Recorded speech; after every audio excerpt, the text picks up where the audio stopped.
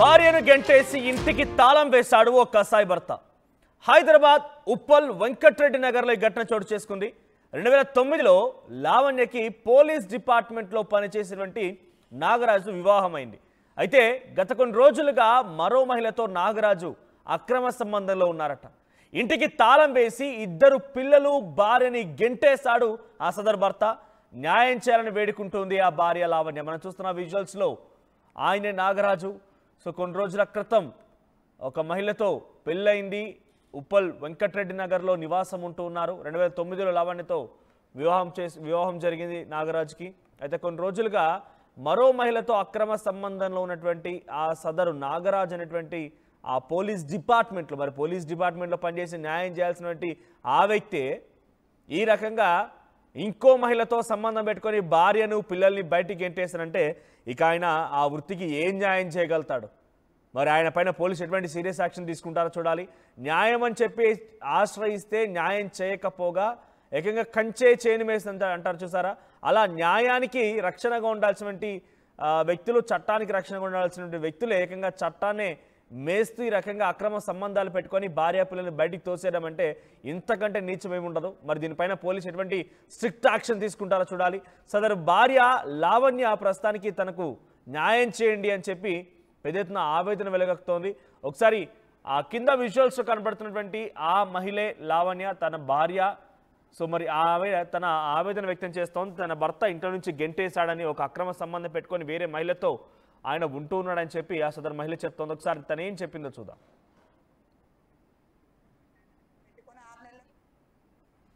వేరే అక్రమ సంబంధం పెట్టుకొని నన్ను నా పిల్లల్ని హింసిస్తున్నాడు సార్.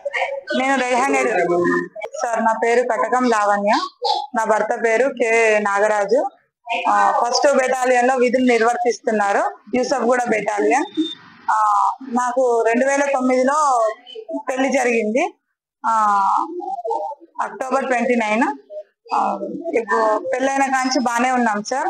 4 సంవత్సరాల నుంచి వేరే మహిళలతో అక్రమ సంబంధం పెట్టుకొని 6 నెలలకు సంవత్సరానికి ఒక్కొక్క మహిళలతో వేరే అక్రమ సంబంధం పెట్టుకొని నన్ను నా పిల్లల్ని హింసిస్తున్నాడు సార్. నేను రెడ్ హ్యాండెడ్ ఉన్నాయి సార్.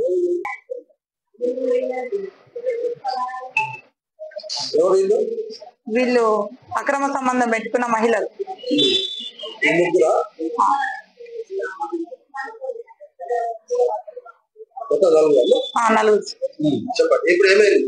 ఇప్పుడు గత 6-7 నెలల నుంచి బాగా హింసిస్తున్నాడు సార్. డ్యూటీకి కూడా పోవట్లేడు. హైత్ నగర్ హోటల్ పెట్టుకుంది సార్, 20 లక్షలు పెట్టి. ఏం చేసుకుంటావో చేసుకో, నేను డ్యూటీకి వెళ్తే నీకు మెయింటెనెన్స్ ఇవ్వాల్సి వస్తుంది, ఏం పిక్కుంటావో పిక్కు అని ఇక వంగ్లర్ గా లాంగ్వేజ్ యూజ్ చేస్తున్నాడు సార్. నేను ఒక పోలీస్ డిపార్ట్మెంట్ నన్ను ఎవ్వరు ఏం చేయలేదు అనే ధీమాతోని నన్ను ఇప్పుడు ఇంట్లోకి రానివ్వట్లేదు. హెడ్ కానిస్టేబుల్ సార్, యూసఫ్ కూడా first battalion, K Nagaraju sir. ఇప్పుడు నన్ను ఇంట్లోకి రానివ్వట్లేదు సార్. నాకు నా పిల్లలకి 4-5 నెలల నుంచి ఫుడ్ పెట్టట్లేడు, ఏం పెట్టట్లేదు సార్. ఏమనంటే అంటే కౌన్సిలింగ్ అయినది సార్, అయింది సార్. ఎఫ్ఐఆర్ అయింది. నీ దిక్కున్న చోటు చెప్పుకోపో, నేనేం చెయ్యను, నేను నీకు భరణం ఇయ్యను, ఏమి ఇయ్యను, నీ దిక్కున్న చోట చెప్పుకోపో. అందరూ నాకు పోలీస్ డిపార్ట్మెంట్ అంతా నాకే సపోర్ట్ చేస్తారని మాట్లాడుతున్నాడు సార్. ఆ ధీమాతోని ఇలా చేస్తున్నాడు సార్. నన్ను నా పిల్లల్ని రోడ్డు మీద నిలబెట్టిండు, ఇంటికి వేరే తాళం వేసుకొని పోయిండు. ఇంట్లో నా బంగారము, పిల్లల సర్టిఫికేట్లు, ఆధార్ కార్డులు, బర్త్ సర్టిఫికేట్లు ఏది నాకు సంబంధించిన వినియోగించుకొని కనీస అవసరాలు కూడా అన్ని తీసుకొని వెళ్ళిపోయింది సార్. ఇప్పుడు నన్ను ఇంటికాడికి వస్తే రావద్దు, ఇప్పుడు మా ఓనర్స్ ని కూడా బెదిరిస్తున్నాడు.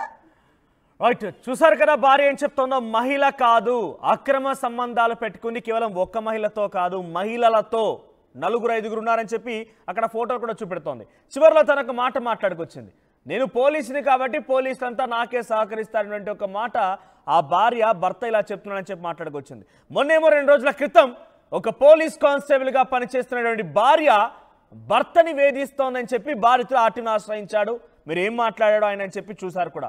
ఇప్పుడేమో ఒక పోలీస్ కానిస్టేబుల్గా పనిచేసిన భర్త భార్యను వేధిస్తున్నాడు. అంటే పోలీస్ అనగానే కొమ్ములు వస్తాయా? నిజంగా పోలీసులు అంటే చట్టానికి న్యాయానికి వాళ్ళు రక్షణగా ఉండాలి కదా, చట్టానికి రక్షణగా ఉండాలి కదా, న్యాయం చేసేటువంటి ప్రయత్నం చేయాలి కదా.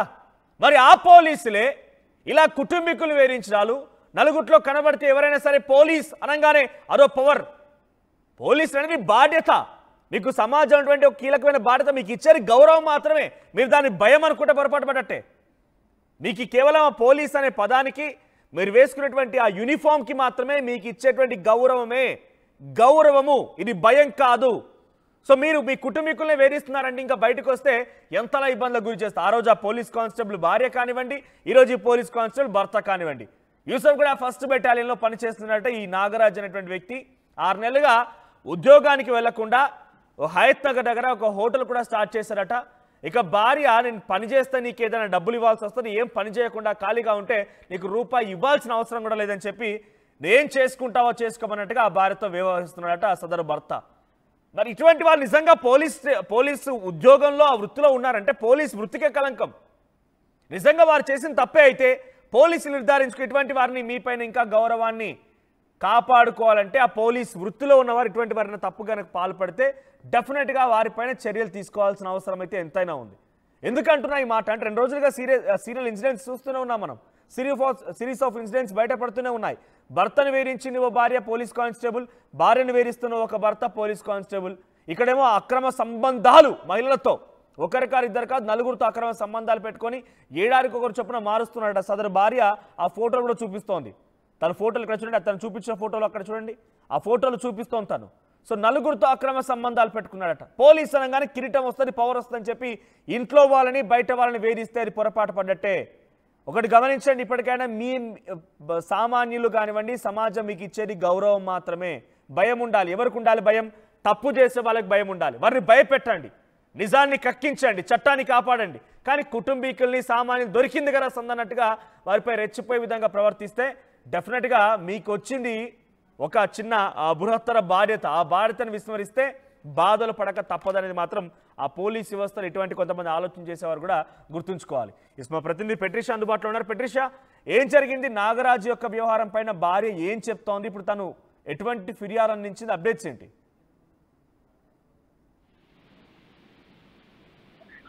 ఉప్పల్లో ఈ ఘటన చోటు చేసుకుంది. అంటే భార్యని కూడా అనేక సార్లు నాగరాజు వేధింపులకు గురి చేయడము, లావణ్యకి ఇంకా నాగరాజు కూడా దాదాపు 2009లో పెళ్ళైన కూడా తెలుస్తుంది. ఇష్టానుసారంగా ప్రవర్తించడము, 2 పిల్లలని కూడా రోడ్డు కూడా తెలుస్తుంది. లావణ్య కూడా ఇప్పటికే నాగరాజు పోలీస్ డిపార్ట్మెంట్ లో పనిచేస్తున్నాడంటూ కూడా వివాహం కుటుంబ సభ్యులు చేశారు. నాగరాజు కూడా ఇల్లీగల్ ఎఫైర్స్ పెట్టుకొని అనేక సార్లు కూడా ఇంటికి రాకుండా వాళ్ళిద్దరిని రోడ్డు మీదకి లాగేసి వాళ్ళ ఇంటిని కూడా లాక్ వేయడం అయితే జరిగింది.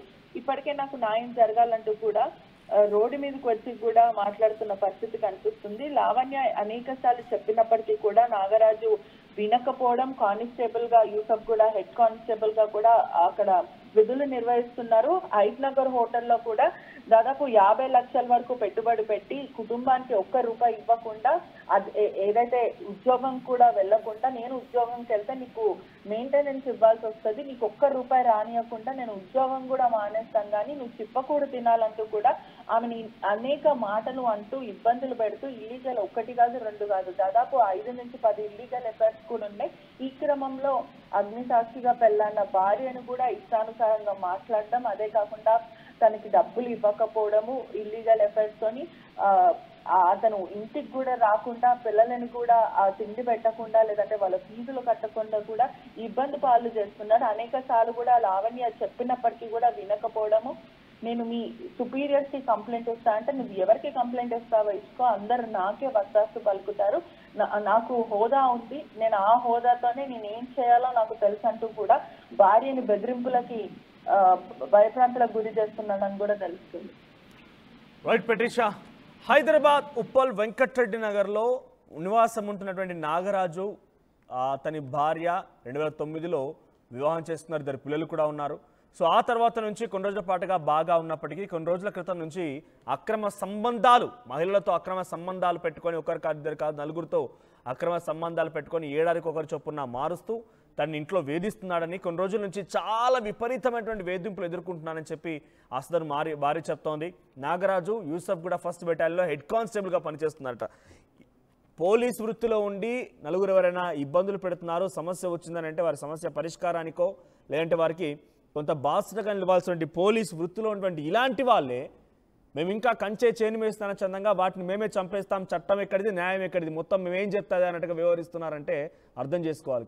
ఇకనైనా పోలీసు వృత్తికి కలంకం తీసుకొచ్చినటువంటి ఇలాంటి వ్యక్తులని కొంత శిక్షించకపోతే, వారిపైన చట్టరీత్యా చర్యలు తీసుకోకపోతే డెఫినెట్గా పోలీసు వృత్తికి కలంకం వస్తుంది. ఇప్పటికైనా మరి సదరు మహిళ నాకు న్యాయం చేయండి అని అడుగుతోంది. మరి ఆ పోలీసులు ఏం చేస్తారో చూడాలి. సో ఐ రిపీట్ అగైన్, మళ్ళీ చెప్తున్నాను, పోలీస్ అనేది మీకు ఇచ్చినటువంటి బాధ్యత, మీ కర్తవ్యము.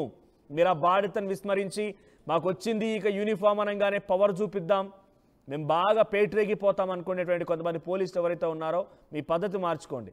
మీరంటే ప్రజలకు కావాల్సింది ప్రేమ, గౌరవం దొరకాలి మీకు.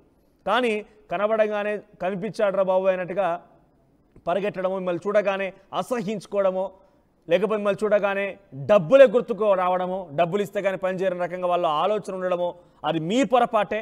సో కొంతమంది పోలీసులు చేసినటువంటి విధి ఈ రకంగా ఉంటుంది కాబట్టి యావత్ పోలీస్ వృత్తి అంటేనే అందరికీ కూడా అనుమానం కలుగుతోంది. కొంతమంది ఆఫీసర్లు ఉంటారు చాలా స్ట్రిక్ట్గా, నిజంగా సామాన్యులు వెళ్తే వాళ్ళకి గౌరవం ఇచ్చి తెల్ల చొక్కాలు వచ్చి కూర్చోడానికి ఎంత అయితే ధైర్యంగా వస్తూ ఉంటాయి స్టేషన్లకి, ఆ రకంగా కొంతమంది సామాన్యులు వెళ్ళిపోయి ధైర్యంగా కూర్చొని తమ సమస్యని చెప్పి పరిష్కారం కోసం కూడా ప్రయత్నం చేసినటువంటి వాళ్ళు కూడా ఉంటారు. కానీ కొంతమంది ఉంటారు కేవలం డబ్బు ఉంటే కానీ పని జరగరు. సో నిజంగా మీరెవరైనా కనుక పోలీసుల చేత ఇబ్బందులు ఎదుర్కొంటే డెఫినెట్గా మీరు మీ యొక్క డే టు డే లైఫ్లో ఇబ్బందులు బయటికి వెళ్ళడం కానివ్వండి, చిన్న చిన్న కేసులు కానీ ఏదో జరుగుతూ ఉంటుంది.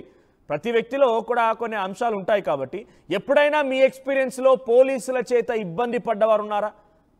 పోలీసులు మీ వైపుగా న్యాయం ఉన్నా కూడా పట్టించుకోకుండా డబ్బు వైపుగానే మొగ్గు చూపే విధంగా వ్యవహరించారా?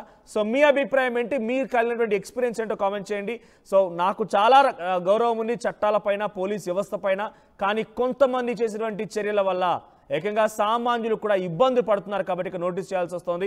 2 రోజుల క్రితం ఒక భార్య ఈ రకంగానే ఒక భర్తను వేధించినట్టుగా ఒక వార్త మీరు ఆర్టీవీలో చూశారు. ఇప్పుడు ఒక భర్త భార్యను వేధిస్తున్నాడు. ఇద్దరు కూడా పోలీస్ కానిస్టేబుల్, ఒక మహిళా పోలీస్ కానిస్టేబుల్ భర్తను వేధిస్తుంటే మరొక పోలీస్ కానిస్టేబుల్గా పనిచేస్తున్నటువంటి ఒక నాగరాజ్ అనే వ్యక్తి భార్యను వేధిస్తున్నాడు. ఏం చేసుకుంటావో చేసుకో, పోలీసులు నా వెంటే ఉంటారని చెప్పి అక్కడ భార్య చెప్పుకొచ్చింది, ఇక్కడ ఈ భర్త కూడా చెప్పుకొస్తున్నాడు. అంటే పోలీసులు ఎంత మాత్రాన మీరంతా కలిసిపోయి ఒక పోలీస్ తప్పు చేస్తే ఆ పోలీస్ వైపుగా, ఆ సదరు వ్యక్తి వైపుగా మీరు నిలబడ్డారంటే మీ అంతా ఇంకా దారుణం ఏది ఉండదు. మీరు న్యాయం చేస్తాం, చట్టాన్ని కాపాడుతామని వ్యక్తులుగా ఉంటే నిజంగా తప్పొప్పులు తెలుసుకొని వారికి న్యాయం చేసే ప్రయత్నం చేయండి. ఇక్కడ భార్య కానివ్వండి, అక్కడ భర్తకు కానివ్వండి. కానీ లేదు మేమేమంతా ఒకటే గూడు పుట్టాలి అనుకుంటే కనుక ఇక డెఫినెట్గా పోలీస్ వృత్తి అంటేనే ప్రజల్లో ఒక అపనమ్మకం ఎదురే అవకాశం కూడా ఉంది. చూద్దాం మరి ఏం జరుగుద్దో.